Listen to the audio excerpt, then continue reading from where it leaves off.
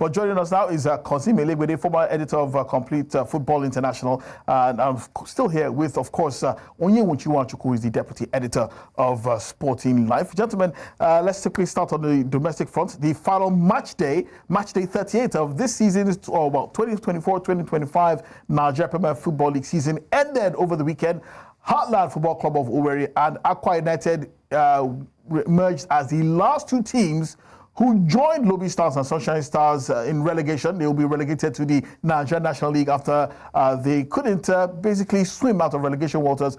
Heartland needed other results to go their way after they secured a 2-1 win in Owerri over Akwa United. Heartland have now been relegated from the NPFL for the fourth time in a decade, 2016, 2020, 2022 and the 2024-2025 season, 4 times in 10 years. Katsina United secured their safety with a vital 1-0 win over Kwara United, while Bayelsa United stunned Remo Stars 3-0. Remo Stars, of course, are champions. Ikorodu City also ended fourth after beating Abia Warriors 3-2. Other results still: El-Kanemi's controversial 1-0 win over Sunshine Stars. Niger Tornadoes beat Kano Pillars 3-1, while Shooting Stars saved the best for last. They thrashed Rangers International 5-1. Where was this result when they needed to get onto the continent? But let's quickly show you the results of match day 38 in the NPFL. Results of match day 38. Those are all the results of all those matches, but this is how it ended at the end of the season. Heartland, Akwa United, Sunshine Stars, Lobi Stars, all relegated. El-Kanemi Warriors survived just by a single point. We heard there was drama and controversy in that game in Maiduguri. You want to tell us about that? Well, today, what I can say is that when I looked at the live score, I saw that Heartland ended their game, some minutes ago, and the game in Maiduguri was still on, and it dragged on at that time till about 11, 12 minutes. I didn't even wait till that time. I knew it was... Wait, hold on. You said they were at that time 11, 12 minutes? Yes. In the game in Maiduguri? In Maiduguri. I didn't wait What happened? I don't know. I didn't wait to see when it was going to finish, but I knew that, having the experience of covering the league, I knew it was all over for Heartland. What does this experience tell you? The experience is that one game has ended and 2 teams are battling relegation. And the other one, the game is still on. Somehow, what happens is that that goal will come out somehow, And the goal eventually came out. Actually, have you not heard of the story in Benin, the legendary story where a game ended and they needed the result? When they discovered that the other game has ended, they called back the 2 teams and scored the needed goals. They called back the 2 teams. Have you not heard that story? No, I've never heard that story. In Benin? Wait, they called back the 2 teams from the dressing room after the match had been... Where have you been? Between Insurance and Lobi Stars. Wow. What year was this? Some year, the legendary Obaseki was the chairman of the NPFL at that time. So it is well documented. Kazim, have you heard this story before? It's a new one for me, to be honest with you. But when Onye was talking, I was just smiling because I know. Today you won't pretend that you don't know what. I don't know. Gentlemen, believe me, I don't know. I honestly am. Continue to live in self-denial. That is called tactical. Tactical comes in various ways and shapes. It's not done. How will you allow teams that are playing simultaneously and they have very big stake? Then somebody will finish the game, and the other team is still playing like 5-10 minutes after. That goal will surely come. It will come. Definitely. This is what they do. And what they do is simple.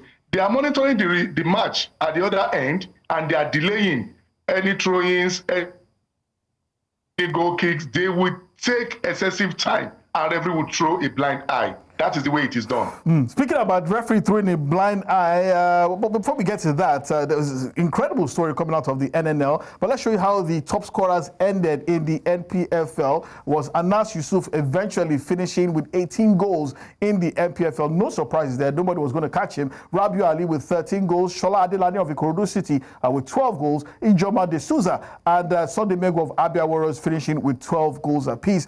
We had a good friend join us all the way from Lafayette last week. He was telling us Anas Yusuf is virtually on the verge of leaving Nigeria for international football. He's had offers from the Middle East, from Europe, and also from South Africa as well. And this also raised questions why the top scorer in the Nigeria Professional Football League, after 38 match days, could not even find a place in the Super Eagles team that will be competing at the Unity Cup in London in just a few hours. Players who scored lesser goals, scored 6 goals, made it to the team, and that's with 18 goals, couldn't find a spot on that team. But we're talking about referees earlier on, gentlemen. Well, the Nigeria Football Federation has handed another referee Adebayo Kudus, an indefinite suspension following his controversial officiating of the match day 19 clash between Gateway FC and Sporting Lagos. Take a look at what you can see on your screen. According to the NFF Refereeing Development Committee, Kudus awarded an unjustified penalty and made several questionable decisions that disrupted the match and compromised its integrity. The suspension, which was issued through the Oyo State Football Association, takes immediate effect and basically underscores the NFF's commitment to maintaining high officiating standards. Now, if my director can roll this back again, I'd like us to see that questionable penalty. Now, this is the ball coming into, it looks like it was cleared, but somehow the referee points to the spot. And you see slow motion replay. There you go.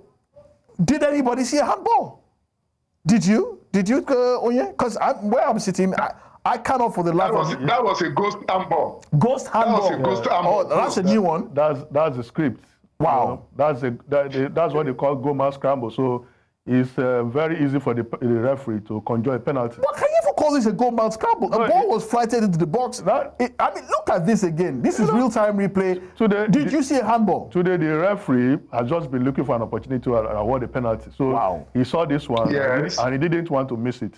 Perhaps so many things have gone behind the scene. Time was running out. Yeah. Time was running out in the game. So the referee became so desperate. I don't want to take chances. He just needed 3 or 4 players to, grapple, and then that would be it for him. But is there something that we can do about this kind of atrocious decisions? Because these things, a lot is at stake. If you lose a game by virtue of some, criminal refereeing, can the match be replayed, for instance? Today, you see, this happens all over the world. It is the dastardness or the impunity with which people do it that differs. I want to call your mind back to the game played yesterday in the EPL, English Premier League. Yes. Aston Villa, yes. As we speak. I mean, now that was a clear goal that was denied Aston Villa. But what about this goal? What about this goal from Sporting Lagos? £30 million. Look at this goal from Sporting Lagos. Champions League will have fetched them £130 million. Okay? How do every, overruled and quickly blew his whistle before the ball entered the net? The only thing is, here in Nigeria, our guys are so crude the way they do it. But officiating is not perfect. I mean, it's all over the world. But the way we do it here will break your heart because our guys do it as if nobody's watching. And that is the sad part of it. Wow. Okay. But thankfully, the Nigeria Football Federation has moved very quickly and sanctioned the erring referee. But I'm thinking probably stronger punishments should be. It's not about sanctioning referees. Sanctioning referees, very fine. But you see, the damage has already been done. The damage has been done. I think the problem is that we don't present our best 11 in all spheres of our life. They are very good referees, but at the end of the day, we hear a lot of things go behind the scenes. About referees' appointments. Referees have to have godfathers. Projecting incompetent referees. We have good referees. Like Kozim said, these things happen, but sometimes referees use discretion. They do it in a refined manner. But this one is brazen. It's like daylight robbery. Discretion. I mean, did you see the goal scored by? Look at this goal. What is wrong with this goal? Referee rules it off. One of these goals. Referee rules it off. One of these goals, they said the assistant referee was already heading towards the center circle. Wow. So which shows that the assistant referee adjudged that to be a goal, but the referee, for reasons best known to him, disallowed the goal. Wow. So they are not working in tandem. That assistant referee will be sanctioned.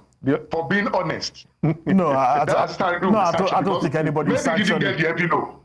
Oh no. Didn't get the envelope. Kazim, because usually from experience, and Oye, you can bear me witness. From experience, they don't use envelope again. That will first of all raise the flag. No more envelope. No more envelope. They are the ones to first of all raise the flag. Yeah. Okay. They are always the ones giving the referee signal. Yes. The situation whereby the referee is now the one even doing the job of the assistant referee. That is double jeopardy. Wow. And that is the depth to which we have really sunk in Nigeria. Okay, let's leave domestic football and behind for a while. Let's talk international football. We heard that 10 home-based Super Eagles players and officials have landed in London. They landed in Gatwick Airport early today ahead of the Unity Cup Invitational Tournament. The squad includes Ahmed Musa alongside Ifeanyi Buchi, Papa Daniel Nduka Jr., Sadiq Ismaila, and Wali Ojetoye. The team, of course, they were named in the team by coach Eric Schell. It also includes players like Collins Ugweze, Xavier Isaac, Abubakar Adamu, and Sikiru Alimi, no Anas Yusuf. They will be joined by their other foreign-based teammates later on in the day. Nigeria will open their campaign against West African rivals Ghana on Wednesday at the GTEC Community Stadium in Brentford. Other participating teams in the tournament are the Reggae Boys of Jamaica and the Soca Warriors of Trinidad and Tobago. The tournament offers a chance to test depth and build chemistry ahead of future qualifiers for the Super Eagles. Good test for the Super Eagles, Oye? Yeah, very good test. I think the problem is that they don't have enough time. The tournament starts on Wednesday, and they just arrived today. Maybe they will train tomorrow. But the technical crew and the coaches will have to manage the situation. They have to, use the limited time and get the best out of the team. But for the local based players, I think it's good for them to rub shoulders with their foreign-based counterparts, and some of them are still going back to the CHAN team. So it's a good exposure. I think it's a win-win situation for everybody. Okay. Well, we heard that the Ghana coach Otto Addo has named a depleted squad for that game against Nigeria. Key players like Mohamed Kudus and Antoine Semenyo will not be part of that team. Kamaldeen Sulemana, Ernest Nuama are all ruled out due to injuries. Other absentees include Elisha Wusu, Ransford Yeboah, Koningsdorfer, and long-term casualties like Daniel Kofi Kiere and Tariq Lamptey. Thomas Partey and Michael Baidu were also granted rest as well. So it's a pretty depleted squad for the Black Stars of Ghana, but trust me, they still present a strong test for the Super Eagles of Nigeria, because even a depleted Ghana is a dangerous Ghana. Super Falcon Stars, Rasheedat Ajibade. You want to say something, Kazim? Sorry, before you go on, you made mention of a very big point that I really want you to address again. Okay. Why is the highest goal scorer in the Nigerian league not in the team going for this tournament? Okay, you tell me. I don't know. I'll tell you why. Why? I'll tell you why. He has no godfather. Surely it can't be that simple. Oh yeah? You can tell me if I'm wrong. He has no godfather because there is no logical reason. There's no, unless he's injured. Oh yeah, is he injured? No, he's not injured. He's not injured. He's not injured. I agree with you, but I think... Then, if he's not injured... What about it? Maybe it was a tactical. Go on, please. Maybe it was a tactical reason. Yeah, Kazim, I think I just want to play the devil's advocate. It's not that I'm speaking for the coaches, but I think maybe they feel they have better options up front. I don't know. So, but he should be there. Excuse me. He should be there. Excuse me. Better. I mean, how do you encourage these local-based players? Absolutely. If you could score 18 goals in Nigerian league, if you go to Europe, you have to multiply that by at least 1.5. Yeah. That is somebody who will have scored 27 goals. If you let's say he's playing in Portugal or he's playing in Belgium, he's not playing on pitches. He's not playing on pitches like Meduguri or playing on pitches in Abia. Okay. And the referees away are not killing. Would it not be an automatic choice, even for the real Super Eagles? I mean, how do you encourage these boys? Why must everything be down to godfatherism or man knows man? Okay. I mean, I can't find any logical reason why such a fine player is not in that team. Well, I agree with you. Well, I totally agree. But it's not the first time we've seen these things happen. I think, what's the name of that? Junior Lokosa, too. A lot of people clamored for him. His inclusion in the Super Eagles in the past didn't happen. To buttress what Kazim is saying, we have seen a goalkeeper that is not keeping invited in the national team. As they will say here in southwestern Nigeria, Lobaton.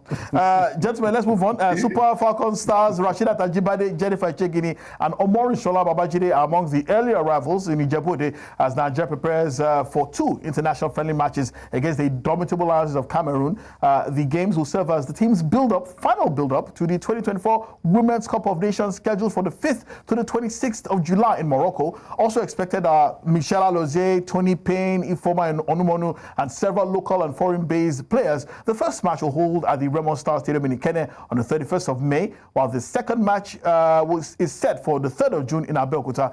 Goalkeeper Chiamaka Nadozie and Portugal-based Christy Uchebe will also join the team later in the week as the Falcons gear up for another title chase. Well, over the weekend, there was CAF Continental matches as well.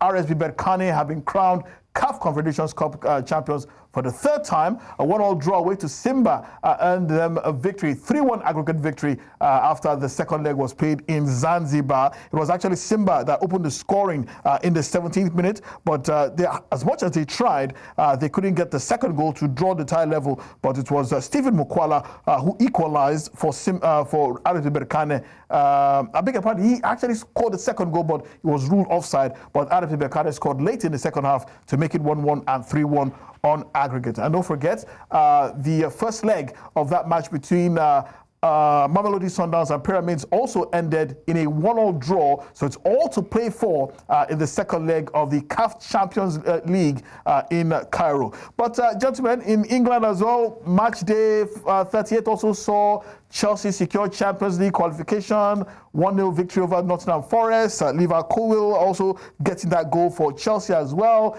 Newcastle also making it to the Champions League as well because of that game against that game between Manchester United and Aston Villa. Didn't go Villa's way, but Liverpool, of course, have been crowned champions. No surprise in that. Today was a trophy parade for them. Trophy parade, open-top bus parade across the city. Really great scenes to see. But unfortunately, it was marred by a suspected terror attack. We heard that a driver driving a black van crashed into a crowd of revelers who are celebrating that win. 7 people are feared dead and more are suspected to be injured as well. It's really sad what happened in this particular game, in this particular event, Kazim. This has no place in any modern society.